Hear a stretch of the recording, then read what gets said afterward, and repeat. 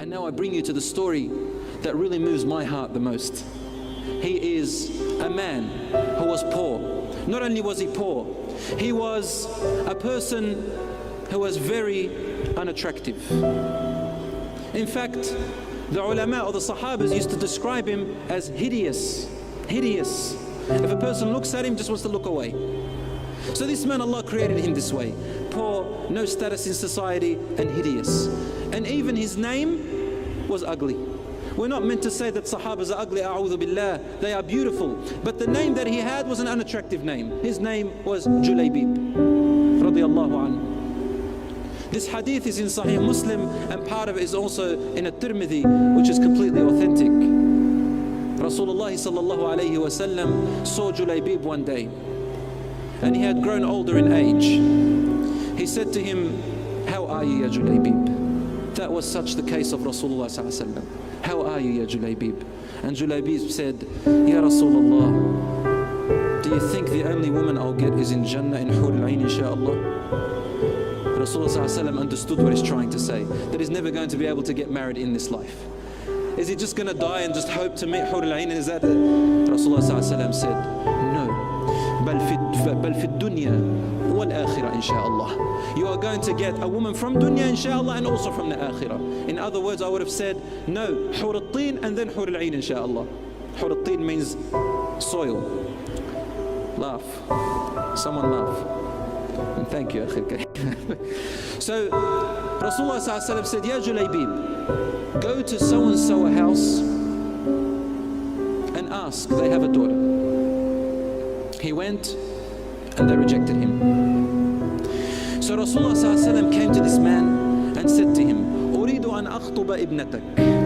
I want to ask for your daughter's hand. He said, "Allahu Akbar, Rasulullah, what beautiful news this is that makes the eyes enlighten in the heart, subhanallah." Rasulullah ﷺ, no, it's not for me. He said, "Who for then?" He said, "For Julaybeeb." And suddenly his smile turned into a frown, and he said, "Let me ask her mother." So he went home and said, "Rasulullah has asked for our daughter." She said, "Allahu Akbar, what great honor, what brings comfort to the eyes and to the heart." And he said, no, not for Rasulullah. She said, "Who for?" He said, "For Julaybeeb." And then the mother said, "Subhanallah, we had better men than him coming and asking for our daughter and we rejected him. We had greater families asking for her and we refused them. And now the lowest of the low in society and the most hideous, we have to give our daughter to him? No, please." Their daughter was in the background inside listening. So she came out and said, "What is this that I hear, Mum and Dad? Rasulullah sallallahu alayhi wa sallam is on behalf of another man proposing that man to me, and you say no to Rasulullah? Wallahi, I will not refuse the request of Rasulullah, and Julaybeeb is the only man I will marry." Allahu Akbar. When the news came to Julaybeeb, he was rejoiceful, mashallah. And Rasulullah sallallahu alayhi wa sallam got the companions to look after him and donate so that he can get married. Time passed, and there was one of the battles. Then Julaybeeb was among the people who went into that battle. Rasulullah sallallahu alayhi wa sallam was there, and the battle, alhamdulillah, was victorious to the Muslims. And then he went out as he usually does and looks among the Sahaba. There were great Sahabas who had died, and he's asking, everybody's asking, "Where's my uncle? Where's my brother? Where's my son? Where's my so-and-so?" But Rasulullah sallallahu alayhi wa sallam was asking one question, "Ayna Julaybeeb? Where is my Julaybeeb?" And everybody would say, "We don't know, Ya Rasulullah." Nobody cares about Julaybeeb. Only Rasulullah sallallahu alayhi wa sallam cares about Julaybeeb. "Where is my Julaybeeb?" Everyone is saying, "I don't know, Ya Rasulullah." And they'll say, "Ya Rasulullah, have you seen my uncle?" He said, "No." "But have you seen my Julaybeeb?" And they said, No, we don't know anything about him." So he went looking for him.